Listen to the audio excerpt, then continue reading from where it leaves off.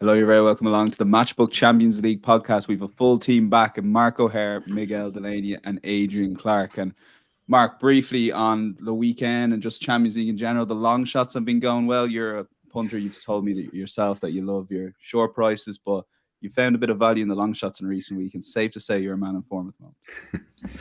I am out of my comfort zone a little bit with the long shots, so I don't think I've made any secret of that. I'm not normally the kind of punter to kind of go towards these kind of 5-1 prices or anything bigger than that. I'll often kind of take the safety route, as I did personally at the weekend by backing Leganes draw no bet rather than Leganes to win and BTTS no. But had some nice tweets about that. But I have to say I've been outdone this weekend because Adrian Clarke to call shot winning away at Swindon and winning so emphatically.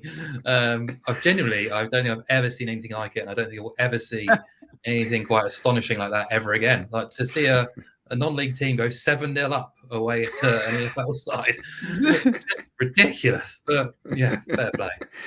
It was, yeah. I must admit, yeah. I felt pretty smug when it was 7-0. Slightly less so when it finished 7-4. But yeah, sometimes you get your hunches pay off, and that was exactly how you drew it up, Adrian. In fairness, we've looked the half-empty stadium, the Aldershot fans, which is a brilliant case here. We're great form, the guys in the long shots. Miguel, aside from the VAR chat, which we were speaking about off air and which won't get out on this podcast, and it's great. Not much agreements, was it? No. To be honest, I'd nearly record a separate segment, guys. If you can hang on after, we'll put up Match with Betting podcast afterwards with the outtakes. But Miguel, Premier League right now and football in general, it's been an interesting few weeks. Leave aside all the decisions, but there's been a lot of good stuff on the pitch. In fairness, yeah. My one slight fear from the weekend was that the week where City go ahead and don't get reined in, because up until this weekend, it had felt like, I mean, every few seasons this happens, but I always talk, could be building up for a 3 or 4 way title race. That is actually so rare. That's so rare because it's so difficult for things to align. But at the very least, I suppose, the elements were in place. That's the least you can have, I suppose. But just there was maybe that slight sense this week. And to be honest, I actually wonder whether part of Arteta's frustration was half about the decision, half about what the decision meant, which is sort of the knowledge that the margin for error is so slim in the league at the moment. We saw it towards the end of last season. But I suppose the gap still isn't that big. City have maybe been more vulnerable at times. Because there's obviously, I suppose, an element of just not complacency after the treble, but it's such a psychological high that it will kind of bring a little bit of a kind of an emotional hangover. But I suppose maybe we'll see how Tottenham as well get on. A rare Monday night game where there's actually two of the recent Big Six playing, or the so-called Big Six, as other fans would say, because they're not in Europe. Yeah, which is exactly why they get to play on a Monday night in Champions League week, as we were touching on. So it is Champions League week. The Mark and Adrian previewed Tottenham versus Chelsea. If you're listening to this before Monday night, as Miguel touched on, do check that out in your podcast feeds. But we're going to cover Dortmund versus Newcastle, Milan, PSG, Copenhagen versus Manchester United, and Arsenal versus Sevilla. Insights.matchbook.com will recap all the guys' bets at the end. And if you're watching on the YouTube stream, we appreciate all the comments. It takes 2 seconds if you hit that like button. Be much appreciated, and we get that content out to a wider audience. The final thing to say is, if you are looking to have a bet over the week, check out the odds checker grid. Invariably, the Match with Betting Exchange will be best price on that grid throughout the week, but particularly closer to kickoff as well. We'll get straight into it and start with Dortmund versus Newcastle and take a look at the betting that we currently have on the Match with Betting Exchange. Fascinating betting heat here. Dortmund available at 2.72, Newcastle 2.7 favourites. The draw 3.75. Both teams to score yes is available at 1.65. The Asian handicap is draw no bet, even money each of 2 effectively, and the goal line is 2.5. 1.78 is the over. So, Adrian, we'll touch on this game here. And look, Newcastle have had a lot of injuries, but they did get that massive result on Saturday. They're a bit disappointing for most part at home to Dortmund. How do you expect Eddie Howe to approach this game? Pretty cautiously, yeah. I think that's the way that he tends to operate against real tougher opponents. We saw that at the weekend. I think in the Arsenal game, they let Arsenal have a lot of the ball. Relied very much on good, solid organisation, a lot of endeavour, lots of industry. You see their midfielders getting across to the wide areas to double up on the wingers. You see the wide forwards coming back to lend a hand. They are a good defensive team. They are, and I think with Isak out and their options a little bit limited. Obviously, Jacob Murphy got injured the other day as well. We might see Trippier come over to left back with Livramento. So it's all the balance of the team's not going to be ideal, but that he'll have them well drilled, and they'll respect Dortmund, won't they? After that excellent performance at St James's Park. So yeah, look, I think it will be about having a clean sheet mentality for Newcastle. Stay in the game. They have had 8 clean sheets in their last 12 in all competitions, which isn't too shabby, is it? And they know that they've got that quality on the counter with Wilson and Almiron, Gordon, etc. So, yeah, I think it'll be a counter-attacking policy for them. As for Borussia Dortmund, obviously they've got to recover, haven't they, psychologically after that hammering they took at home to Bayern Munich. Harry Kane, another hat-trick, unbelievable, isn't it? Yeah, so I think there'll be a focus from their end on making sure they don't give away the first goal. And they've had 3 1-0 wins actually in the Bundesliga at home already this season, and that's the kind of result I'd see either way here. Really, I think that it will be tight. I don't think it's going to be a goal fest. I'm looking at BTTS now. It's a decent price at 2.3. Obviously, the current trends all point towards both teams to score, but yeah, I think with a lot at stake here, I don't think either manager will be taking a load of risks. It's landed in Borussia Dortmund's last 5 Champions League games, and obviously, I've just outlined Newcastle's recent form. 8 of 12 games have ended in clean sheets, so a lot of their games have been BTTS no as well. So yeah, that's where I'm going here. I don't know who's going to win, no idea. Newcastle are capable of unsettling that slightly slow back four, but at the same time, we saw what Dortmund can do to Newcastle. So yeah, I'm going to sit on the fence with the result, but say that it's going to be tight. Okay, important to note this is the early kickoff on Tuesday, so don't miss that 5:45. Miguel, it seems a massive game for Newcastle and Eddie Howe in terms of the Champions League qualification. The group at the moment: PSG 6, Dortmund, Newcastle 4, and Milan 2. So this could decide second place perhaps in this group. Yeah, and there's a few maybe potential contradictions to approach, or at least maybe kind of both managers haven't have 2 conflicting thoughts in the head at once. Because you would feel, given where the table is now, and given maybe expectations, Newcastle probably need to win this. Except, as you say, that could, or as Adrian kind of touched on as well, it feels like their approach to this or their setup is more conducive to sitting deep and trying to counter. But that is, of course, what you think Dortmund are going to do, both for how they won the first game between these 2 teams at St. James's Park, and also because of what happened at the weekend, which, I mean, like what you often see in those sort of situations is after a team has been battered in that way, it's kind of to just go back to basics, bolt everything down, not give that up, to try and kind of gradually build that confidence again, all the more so because of the pressure of the situation, pressure of the circumstances. And for me, that's what entirely informs this game. I mean, I suppose it's one of those as well where, I mean, it's such an obvious thing to say, but more so than usual. The first goal is crucial because it will have a huge effect on how teams set up. But I think this is going to be very, very standoffish, which why, I mean, it could well feed into a 0-0 unless at some point Newcastle say feel they need to go for it. But yeah, it's why it just feels both teams to score no feels very obvious. Although I know, just looking at what my mark's going to go, that's pretty solid as well, which maybe explains why the prices are so similar. Yeah, Mark, on that, so both teams to score no for both Adrian and Miguel. You're looking at an undersplay here, and I guess the Newcastle approach, as we've touched on with the 2 guys, is going to dictate this match here.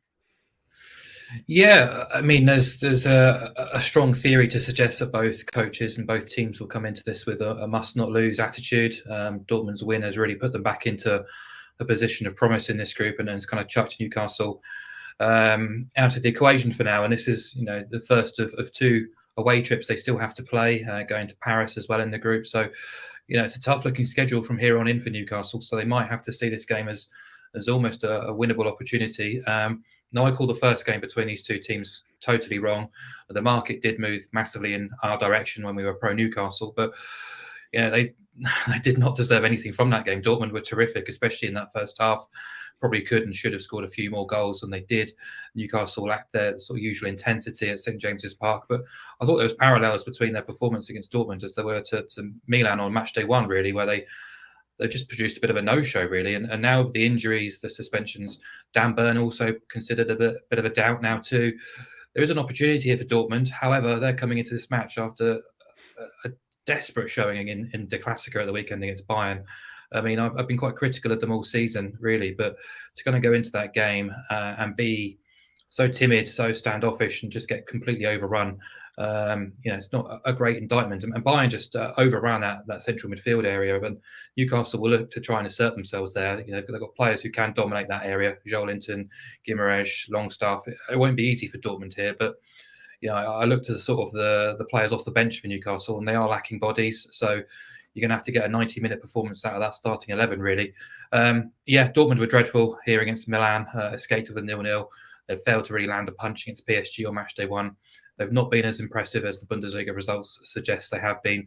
I know Terzic has been trying to kind of implement what he's described as a more successful rather than sexy approach to football this season, and that's been about Dortmund being a bit more controlled in their style, not being so gung-ho as recent years. And that's kind of resulted in a lot more sort of lower scoring games. And I think it's quite interesting. We talk about on the weekend pod about the Bundesliga being such a goal haven this year, and it has been. But if you look at Dortmund's games, only 6 of their domestic league games have gone over 2.5 goals from 10. And actually half of their 6 home fixtures in the Bundesliga have featured a maximum of 1 goal as well. And obviously it's small samples, but 4 of the 6 games in this group have already ended under 2.5 goals. And I just think it allows for a bit more wriggle room in terms of a correct score outcome here. You got the 0-0, the 1-1, plus the 1-0, 2-0 either way. And we're getting a 2.26 shot, which does kind of appeal here. I think we've spoken about it fairly regularly now on both podcasts that Eddie Howe does tend to operate much more kind of pragmatically in the big matches that matter. So rarely do those games kind of descend into a shootout. And we were saying off air, the weekend match against Arsenal could easily have ended 0-0. It was a very low kind of quality contest. And the reverse game, just 1 goal. So something similar wouldn't be a huge surprise here, because it is a huge match for both teams. Yeah, tough one to decide on the pick here. I'm going to marginally go with the majority of both teams to score now, but dear listener, take your pick there. Which way you want to attack it? The under 2.5 does keep that 1-1 in play, but both teams to score now. Slightly bigger price at 2.38. So that will be the early kickoff on Tuesday. We'll go to the other game in the group, which is 8 o'clock on Tuesday. AC Milan versus PSG. A Milan win here now would blow the group wide open, regardless of the Dortmund Newcastle result. Milan 3.15, PSG favourites at 2.4. The draw is 3.65. Both teams to score, yes, is favoured heavily, 1.68. The Asian handicap line, Milan getting a quarter goal head start at 1.91. We'll come back to that market shortly. And the 2.5 is the goal line, shaded towards the over at 1.83. So, Mark, go back to you on this one. Milan, bit disappointing in recent weeks, I guess. And PSG, you were talking about some of their performance numbers in Ligue 1. And despite the fact they're not top yet, they seem to be getting themselves into a small bit of form recently. They're trending in the right direction. Obviously, this is a very big game in the group as well.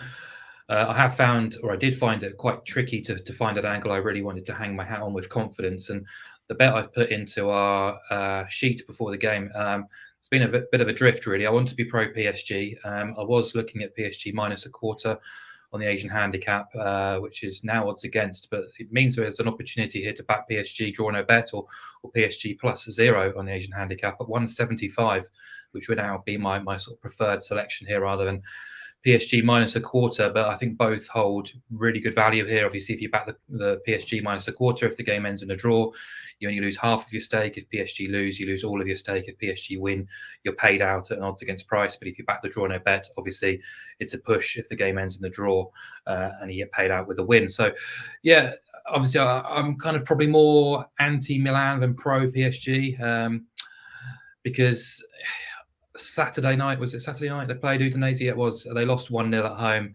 Pioli switched to a back four in the hope of trying to find a winning formula. It only lasted 45 minutes before it to sort of try and make amends. They were utterly toothless, lacking in ideas until really the final few minutes when kind of desperation took over. And he's been heavily criticised in the press, not just for the results, but the performances really since October. They have been quite worrisome really. In 6 games, Milan have now failed to score in 4. They've won just 1 of those. They've lost 3 or 4 of late. They've not been that bad in the group. They were poor against PSG in the reverse, but a lot of teams get pummeled in Paris. And you look at those games against Dortmund and Newcastle. They deserve something more than what they got really. Just 2 0-0 draws, and they proved against Napoli that they can find form at times. Even still after leading 2-0, they failed to win that game. But you look at the matches though against Juventus and especially PSG, they have looked quite toothless. And this is kind of now do or die really for them.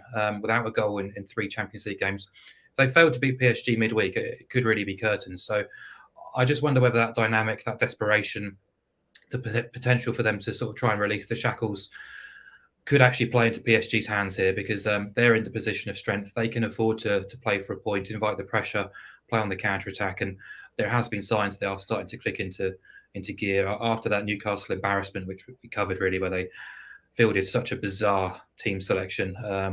They won convincingly at Rennes, a really tricky venue in Ligue 1. That was the first of 5 successive wins where they've scored at least 3 goals. They've been sort of alternating between 4-4-2 and 4-3-3, not being so ridiculously kind of gung-ho in their team selection, but sort of key players or young players coming to the fore, really. Zaire Emery has been a revelation in midfield. Ugarte's given them a bit of balance. Vitinha's come into the team and starting to find his feet as well. Kang in Lee's been really contributing in forward areas. And then you've obviously got the searing pace and ability of Hakimi and Mbappe and Dembele as well. And I think defensively too, they're close to full strength. And you look at the individuals in that defensive setup, they're very, very experienced, very, very good. Luis Enrique's team do tend to dominate the ball too. So opportunities for Milan to counter might be limited here. So I am pro PSG just because I think the balance of play in which this match might play out could suit them. So I'm going to sort of upgrade my selection from PSG -1/4 to PSG +0 at 175. Okay, interesting drift on PSG. Adrian, over to you on this one. And Mark touched on the under sort of dominating this group so far, but you feel this could be an open game? Yeah, I just think game state. What's the point really in Milan playing it safe? They got to release the shackles. They're at home. They're heading out as it stands. I think they would have maybe watched the Newcastle game as well and seen some of the fragilities that the Magpies expose and see the merit in playing in a slightly more attack-minded way. I know that they're struggling for goals badly at the moment. They've scored a maximum of 1 goal in 8 of their last 11 matches in all competitions. AC Milan, it's not good enough. But here you're getting to the stage where you have to give it some, and I think this is where they'll try and start fast here and upset the clear favourites. As for PSG, I think they are clicking, and I think that if Milan do come out with that attitude, it could go one of 2 ways. It could go that they concede a couple and they're in trouble, or it could be that Milan leave 1 or 2 holes for the unbelievable pace and threat that PSG carry with Mbappe in particular, but also Dembele and the other guys as well, Kolo Muani. So yeah, I can see PSG almost covering this themselves. If I'm honest, they've scored 3 in each of their last 5 games in all competitions as well.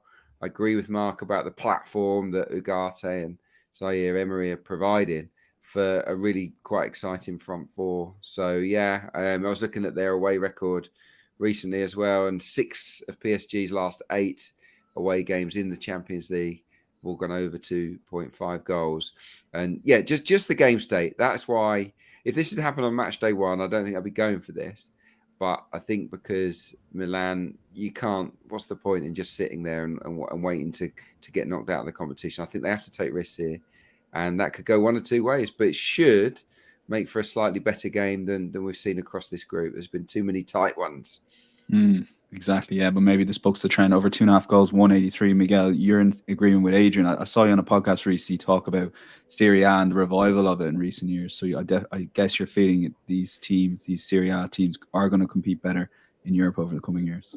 Yeah, now some of that is actually about the decline of other leagues, more so, because we're really in a situation where the Premier League is the Super League. Not a new point, but we will gradually see the effects of that. All that said, Milan have been disappointing this season, and I agree with Adrian from the perspective of the game state as well. They need to go for it, and I think that will cause this game to open up. And I mean, of all, PSG remain quite a complicated team.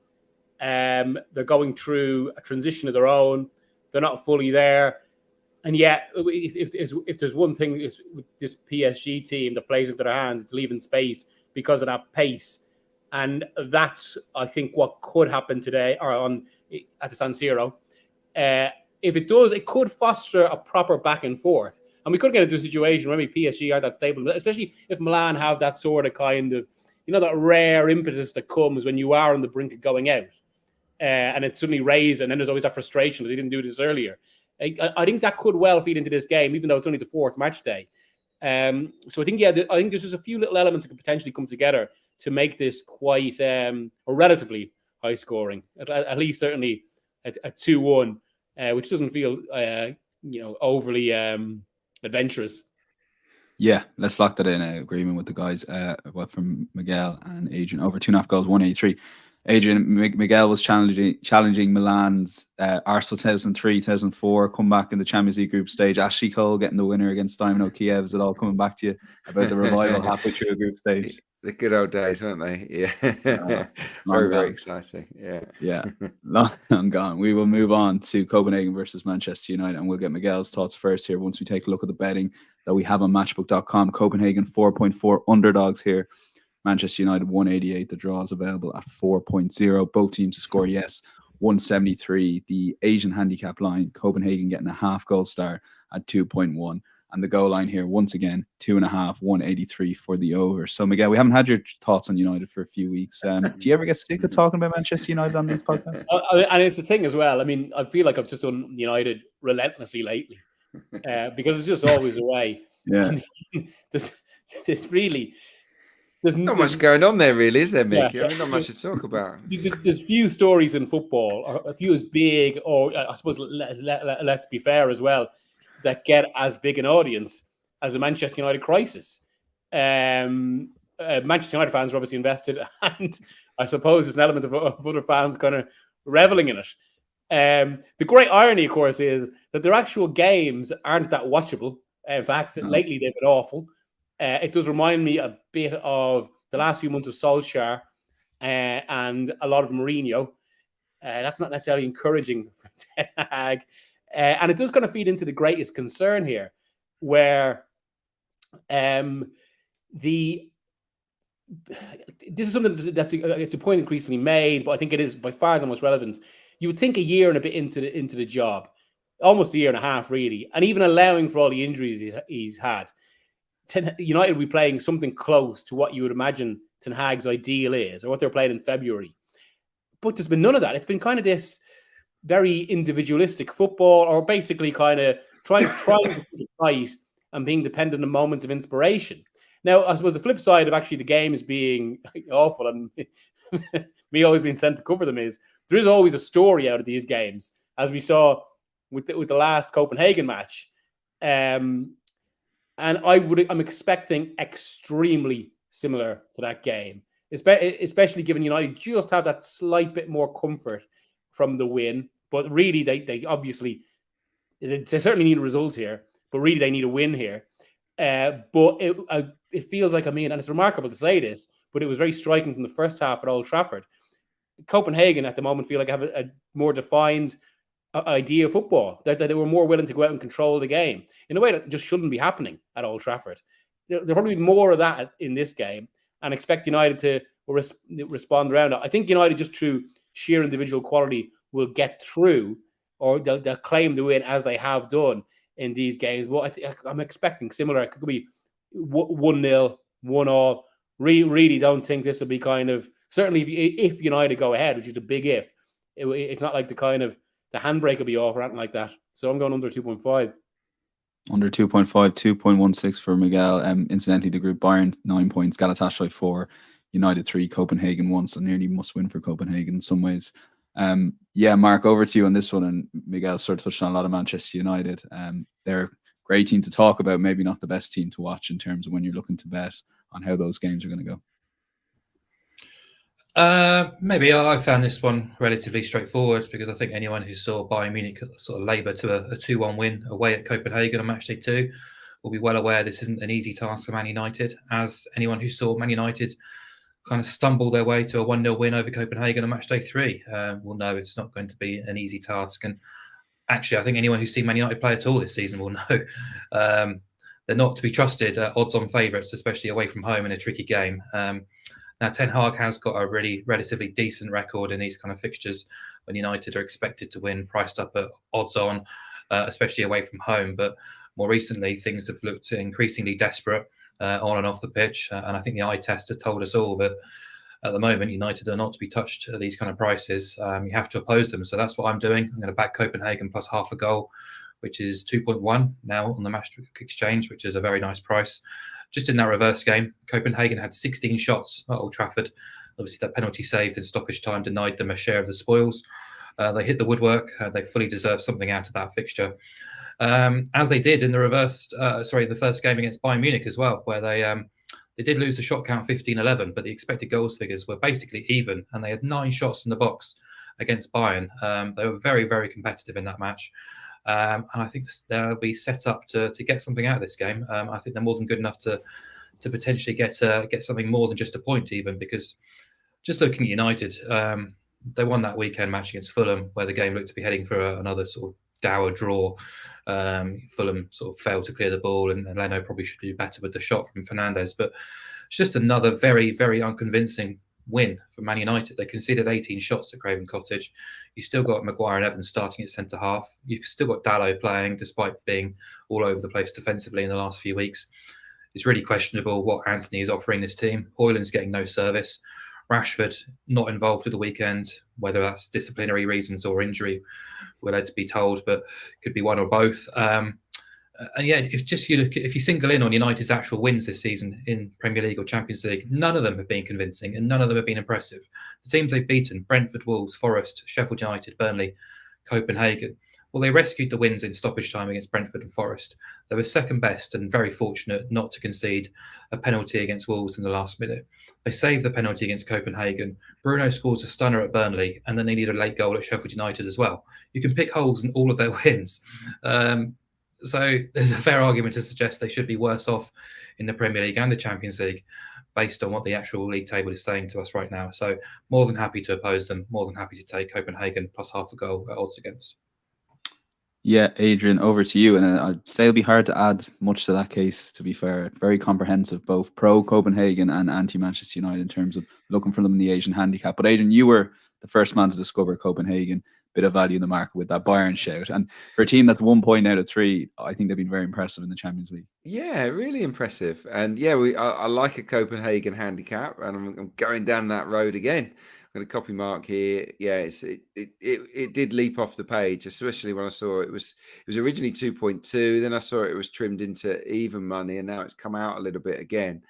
Very attractive price for 2.1 here. Obviously, you get the draw on side. Or the Copenhagen win. You can't back United at the moment. They're playing so poorly. I worked on the game at Fulham and they were dreadful. It was such a scrappy game between two teams that look like out of form mid-table outfits. That's where Manchester United are at the moment. And I think this will be really hard. The Parken Stadium is an intimidating place. And FC Copenhagen, who did so well against Bayern, have a great record there. I was looking at it since the start of last season, at home in the Champions League. They've won 2, drawn 5, and lost just the 1, which was that game against Bayern Munich, which was maybe a little bit unfortunate, as Mark has outlined. They're going to be hard to break down, very well organised, and they will take a lot of confidence from the fact they had so many shots at Old Trafford that they pushed them so hard. They'll smell blood, and For Copenhagen, a top 3 finish really is what they're looking for. I think probably beyond their wildest dreams to finish top 2 in this group, but they will eye up 3rd so they can continue their adventure in the Europa. And this is a smell blood game for them. Absolutely. United are there for the taking. They were at the weekend against Fulham. Fulham weren't up to it. FC Copenhagen, what I've seen of them, look capable of running them pretty close, if not beating them in this game. So yeah, Copenhagen plus half a goal for me. Yeah, plus half a goal, and it's going to be the selection on the podcast. Copenhagen 2.1, effectively double chance there. Fun way to play Asian handicap markets. So do check out the Matchbook Bet and Exchange. We will move on to Arsenal versus Seville, the 4th game here, Wednesday, 8 o'clock, and take a look at the betting that we currently have on matchbook.com. So Arsenal heavy favourites here. 1.33, Seville 11.0, the draw 6.0, both teams to score, and no is the favourite in this market. 1.92, definitely 1.92, definitely booking the trends there.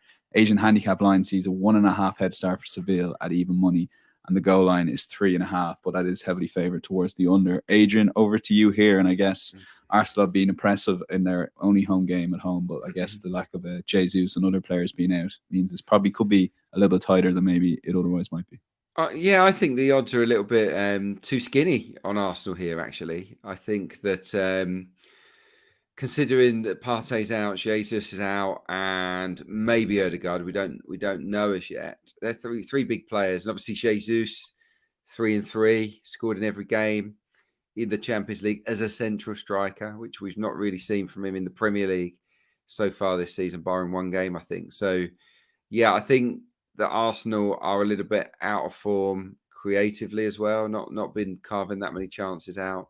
Saka's been a little bit quiet. Martinelli was great in the game over in Seville, but surely Sevilla will, try and work out a way to stop him running in behind them as easily as he did for those 2 big chances, one of which he scored. So I think this is going to be a harder game than many anticipate for Arsenal. Sevilla have a lot of nous and a lot of experience, loads of players that have got miles, in their legs in the Champions League, in the Europa League. They're not going to roll over here at all. And I think that they are actually capable of digging their heels in and making Arsenal work exceptionally hard for this. I don't see Mikel Arteta's side in the form that they're in blowing Sevilla away. I hope I'm wrong, but I just don't. So yeah, I've laid out 2 selections. I did probably my main selection would actually be Sevilla plus 1.5 at even money, because for Arsenal to win by 2 at the moment, feels a stretch. I've got to be honest, it does. Just on the back of that Newcastle performance, but not just that. They've haven't quite clicked. Still not as cohesive as you'd want them to be as an Arsenal supporter. But I think the under 2.5 at the price, it's a big price, 2.62 on unders, especially against, a Sevilla side full of so much experience, a team that really are the draw specialists. You've seen, they're winless in 8 away from home in the Champions League, but 6 have been draws. Had a draw with Real Madrid recently at home. They only lost 1-0 against Barcelona, drew at the weekend against Celta Vigo. They're the sort of team that they don't score that many, also don't get blown away that often either. So yeah, I think either is a pick 'em here in terms of these selections, but that's the way I see it going. If Arsenal are going to win this, I think it will be narrowly. Okay, under 2.5 goals, 2.62. Adrian's main selection is going to be Seville on the Asian handicap, plus 1.5, even money currently on Matchbook. And Miguel, similar question to what I asked about United with Arsenal this season. And I guess without Jesus, you see Saka, Martinelli a little bit too wide and not really getting as many goal chances as they got last season. But then they've been a bit inconsistent, Arsenal, in that sense, in that there are suddenly games where they just blow a team away, or they look like they've got a fair bit of kind of vitality about them again. I do think, it's something we've discussed before, I do think all of this is coming from Arteta building for the long term, which is essentially trying to mitigate against the problems of last season and give Arsenal more variety. But that can take time, and in the short term can remove what you're very good at. All that said, I think that they're going to respond with a bit of a vengeance from the weekend. I think there'll be a lot of pent-up frustration there.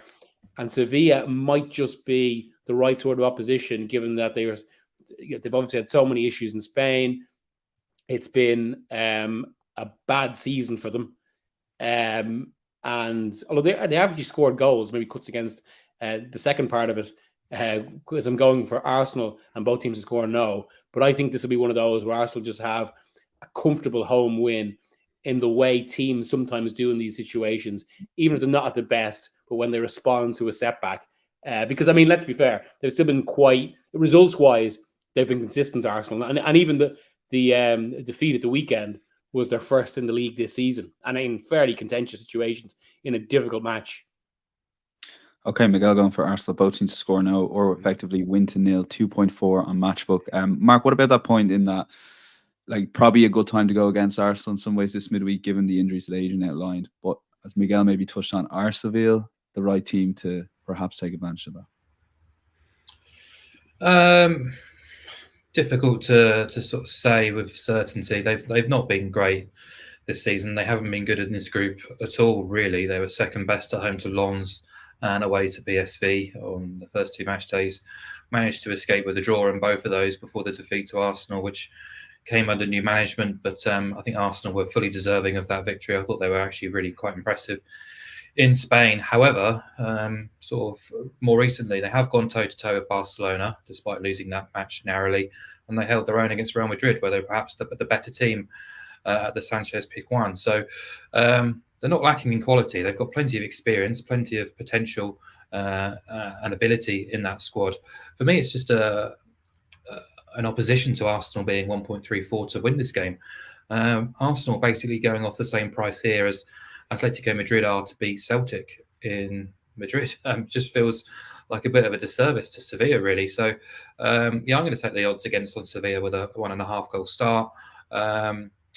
I think Sevilla can score in this match, and then that requires Arsenal to get 3 or more for this bet to lose. It's not, obviously, it's something they are capable of doing so, but they've only actually scored 3 or more goals in 4 of 16 games this season. If you look at their Premier League performances so far this year, they've only really dismantled Bournemouth and Sheffield United. Obviously, they beat Man United by a 2-goal margin, but that was very much in the balance until the last kind of quarter of an hour at least.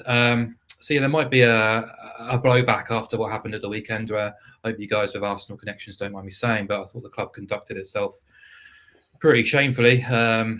It's not the podcast to kind of go into the finer details and the decisions of that match, but just felt like an enormous overreaction. And perhaps I suspect Arteta was, his rant was more probably a cover up on to kind of just gloss over how poorly his side played on Saturday. And footballing wise, it was the first league defeat of the season. They still remain in a pretty strong position, but I agree. I think they are lacking the same fluency and spark as at this stage last season. Obviously, the schedule's been heavier and injuries are therefore beginning to creep in.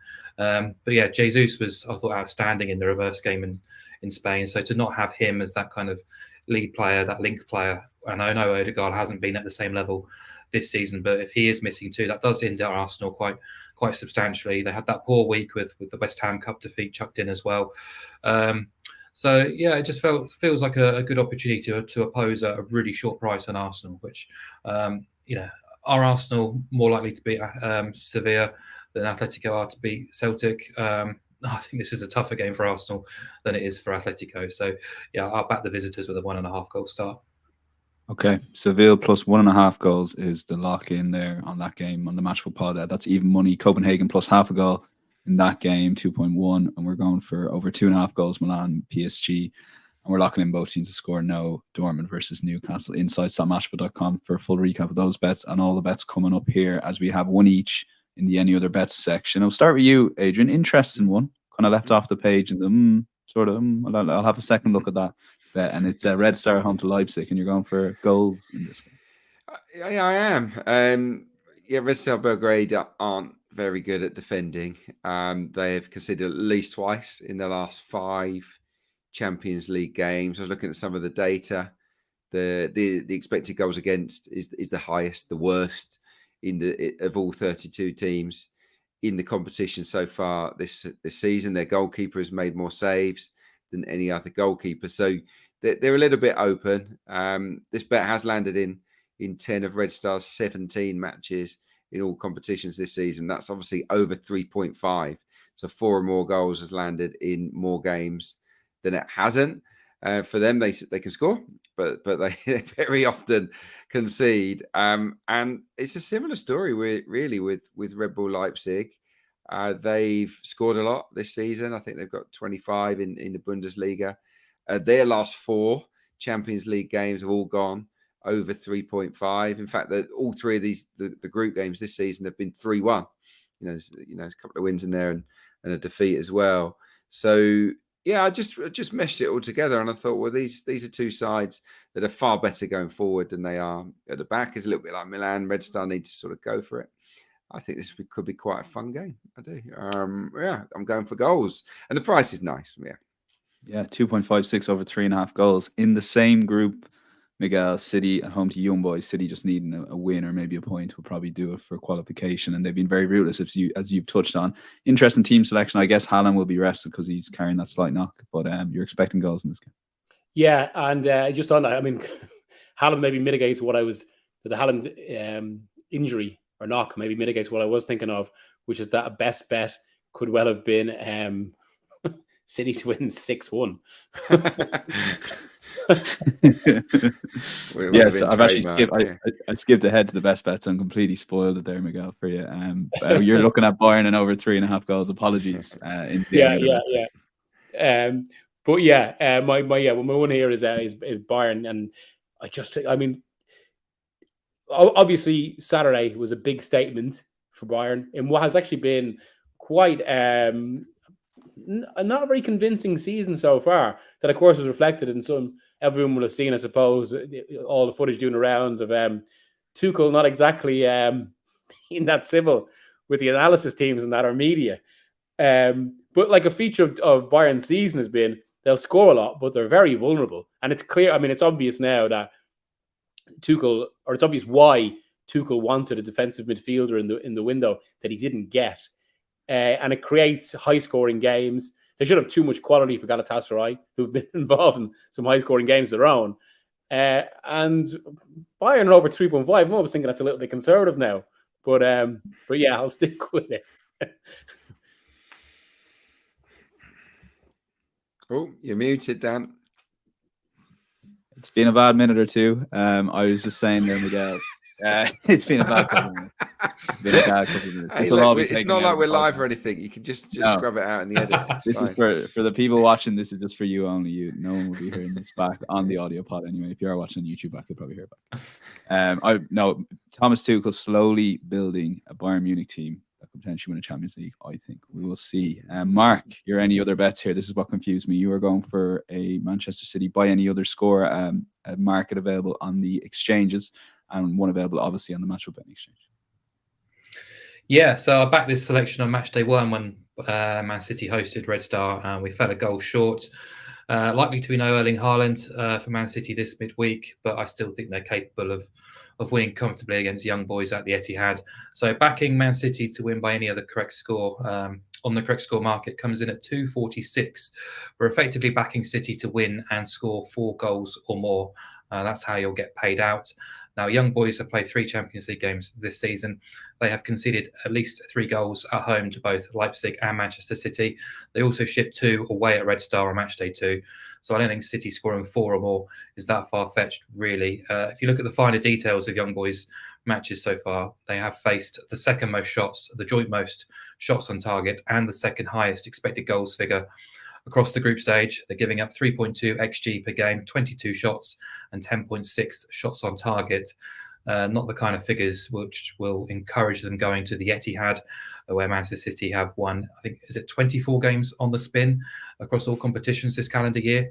And even though Young Boys are leading the way in the Swiss Super League, if you actually look at their underlying metrics, particularly away from home, they're not favourable. They're returning a negative process in all those major barometers and data points, including giving up 9 shots in the box per game away from home in the Swiss Super League. Do that at the Etihad against the likes of Doku, Foden, Grealish, Alvarez, Bernardo, the form he's in. It could be curtains early doors here. But I just thought it was quite interesting. If you look at Man City's last 8 Champions League home games, which kind of straddle the back end of last year as well as this season too. They've scored at least 3 goals in 7 of those 8. They've scored 4 goals or more in 4 of those 8.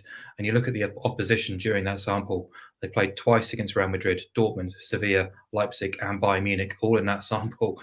And they're scoring at least 3 goals pretty comfortably, pretty regularly. So, City to win and over 3.5 goals is evens, I think, which I did look very long and hard at. But in the end, I've just taken the bigger price, 246 for City to score at least 4. Okay, particularly given the opposition there, that 2.46 seems quite big and available only on the exchanges, as I touched on that market. A very interesting market in general to watch when you're getting these mismatches. And we'll move on to best long shots, which has had an incredible record both domestically and on these podcasts. 3 and 5 based solely on the Champions League podcast, based on a £20 stake and betting with 2% commission on the matchup betting exchange. You'll be up £307.68 and guaranteed be a lot bigger than if you're betting those on the sports books as well. So Miguel, take it away with a correct score one here. And I guess, like you touched on, if you are expecting Arsenal to jump back into some sort of form, maybe a couple of second half goals might lead to this scoreline. Yeah, as I say, I had been thinking the 6-1. It's jumping out at you for that one. And now it's just as well. But no, I'm going to Arsenal 3, Sevilla 0. It just feels like it's one of those games where you sometimes get in the Champions League group stage where there's a few elements come together and you feel like kind of the wealthier club or higher profile club might be encountering a bit of trouble, but then we're at that stage of the group stage where they just motor on and get the result with a kind of a 2-0 or 3-0. And given Sevilla's season, I'm going for the 3-0. Okay, 3-0, 9.8 currently available in the match for betting exchange. Adrian, for you, it's Arsenal's group for a long shot. So this is an interesting selection. It's not the Arsenal game. No, I've gone for the other one. Game state is massive. Lens, I think they've really impressed me. I thought they were terrific against Arsenal, and they've been good in the other group games as well. Even though they've outshot the opposition on a regular basis, they've not been giving too many clear-cut chances away either. And a win here pretty much puts PSV out. And if Arsenal can get the job done against Sevilla in the way that Mig's been talking, then they'll be through pretty much. I mean, Arsenal will certainly be through, and Lens will be almost guaranteed their place. There's a big motivation to get the job done, and I know that PSV score a lot of goals domestically. They've got good players going forward, but I don't think they're that hot at the back. I've got to be honest. They're a little bit open. I think they'll give up chances. For them, they have to go for it to a degree, but can't. They don't want to embarrass themselves. So yeah, I think that Lens can do a good job here. The numbers are really strong. Since they started their Champions League campaign with a draw in Seville, they're unbeaten in 9 games in all competitions. Lens, they've only one of the last 11 matches has gone over 3.5. So, and that was a home win against Nantes. So all of their away matches in recent times have been relatively low scoring. They only conceded 3 goals in their last 6 games in all competitions, 3 clean sheets in their last 4. And their XG against is excellent in the Champions League. Everyone thought little Lens, they're going to get brushed aside. Well, that hasn't happened. 2.82 expected goals against across 3 games against PSV, Sevilla and Arsenal. That speaks of a team that's well organised, that's hard to play against. Only 4 teams have faced fewer shots than Lens, which is remarkable, really. Man City, Feyenoord, Real Sociedad and Barcelona are those teams. And when you just think about the motivation of getting a win, I see a narrow win here. I can see a 1-0 or maybe a 2-1 for Lens. It's a long shot for a reason. It's not all guaranteed. But I think, based on what I've seen so far, they're capable of getting a result over there in the Netherlands. So, 6.4. I don't think it's unrealistic.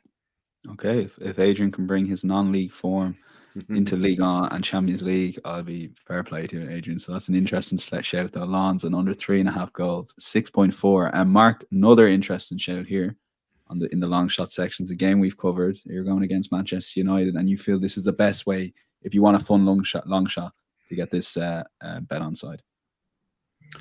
Yeah, although just kind of looking at it now, I should be back in Copenhagen and under 3.5 goals and getting a bigger price, really, because I can't see them running out sort of 3-1, 4-1 winners or anything like that. So if they're going to win, it probably will be fairly narrow, as kind of Miguel has already outlined earlier in the show. But yeah, it's just very hard to feel confident or comfortable, really, sort of being pro United at the minute, especially away from home at these kind of prices. Lucky to beat Copenhagen at Old Trafford. A Copenhagen side who gave Bayern a really tough examination in Denmark on match day 2. So yeah, happy to give the home side a shot here at a nice price. But yeah, I probably would ignore what's on the screen in Copenhagen and under 4.5 and take a bigger price by backing Copenhagen and under 3.5 goals, which I believe is 5-1, 6.0. Then you've got the 1-0, the 2-0, 3-0, and the 2-1 on side. It's unlikely to escalate. If Copenhagen are going to win this game, it will probably be fairly low scoring. Okay, see which one Mark locks in when I put the Insights article up later on. But under 4.5 goals combined with Copenhagen 5.1, around 6.0. If you want to play a bit aggressively with under 3.5, we'll go to best bets winning record again, 5-3 in NFL terms if you're doing that way. But basically 5 out of 8 wins, plus £20 stakes in profit, plus £20 profit based on £20 stake again, and 2% commission. Mark, I want to go back to you because again on the exchanges, Matchbook Betting Exchange, one of the only exchanges that you can do multiples on, and you're going to put a nice little multiple for us together here, a nice double. Yeah, sure. We'll start with the game between Napoli and Union Berlin. I'll back the home side to win this game. I've kind of given Union the benefit of the doubt in their losing streak, but it's now 12 games lost on the spin across all competitions, and a bit of a no-show at the weekend against Frankfurt. They did only concede, I think, 4 or 5 shots, conceded 3 goals, but they're all very high-quality opportunities. If you watch the footage, it's just dreadful defending, really, and there's a real disconnect at the minute between players. There's been fallouts with the coach, and just things look to be disintegrating quite badly now, which is really quite sad. They failed to score in 5, including the reverse game against Napoli, which was a nothing game. They only allowed 6 shots, but still managed to lose the game. And obviously going to the Maradona Stadium, cliche, tough place to go in European football. Napoli have won 9 of the last 14 at home in the Champions League. And Union were absolutely battered despite the 1-0 scoreline at Real Madrid on match day 1. So even without Osimhen, I expect Napoli to win that game. And I'm going to double it up with Atletico to beat Celtic. Atletico surprisingly beaten at Las Palmas on Friday night. Simeone was criticised for his subs that day, but they're back at the Metropolitano this midweek. They've gone 6 from 6 there this season. They've scored at least 3 goals in 4 of those 6 games and twice more in all of 6. Griezmann and Morata in great form. Potential for Samuel Lino to come back in at left wing back, which is a big plus. And Celtic, as we know, traditionally pretty poor on their travels in Europe and pretty poor in this competition, full stop.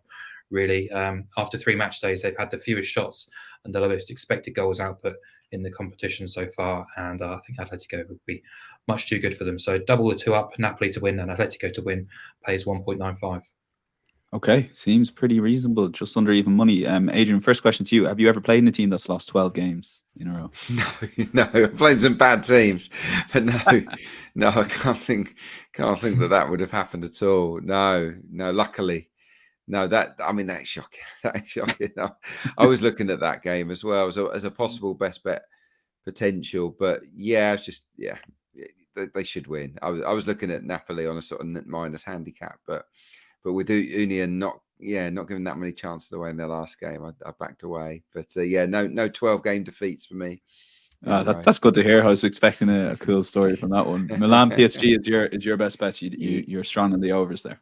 Yeah, I always I prefer to come up with a different angle, but of the 4 that we've talked about today, I think this is the one I feel strangely most confident about. I think it is all down to the game state. I think that Milan, the time has come for them to release the shackles a little bit. It's sort of now or never for them to resurrect their hopes, and they are capable. We saw that last year on the run that they had. They can upset the odds on occasion. So they've got to take inspiration from what happened at St James's Park and try and tear into PSG and make something happen.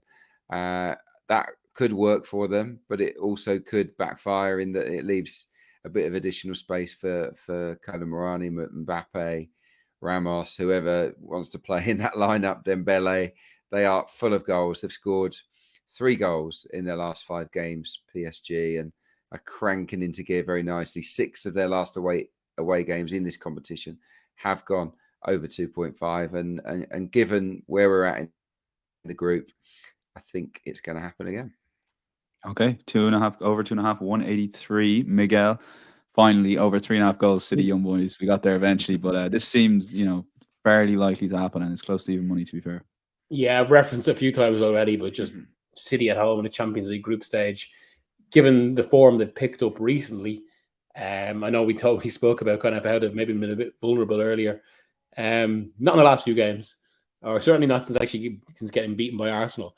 And you think they're going to take Saturday's form into this? Yeah, it seems very ominous, their form. But yeah, full recap on insights.matchbook.com. All the bets. Mark O'Hara started a VAR chat and a VAR argument in the YouTube comments. So, Mark, thanks for that. Poor producer Ryan's going to have to clean that up post-recording. But my thanks to the guys. It went a bit strong. I had to bite my tongue there, Daniel, but it's all right. We'll sort it out off air. We'll sort it out off air. Yeah, God knows it's 50-50. It's even money, the two, whether the Thursday morning's podcast goes ahead. My thanks to Mark, Adrian, as always, and Miguel for joining us for the Champions League. We'll be back, fingers crossed, Thursday. And do hit that like button if you're watching on YouTube. Do check out insights.matchbook.com. But all well, we will talk to you on Thursday. Bye-bye.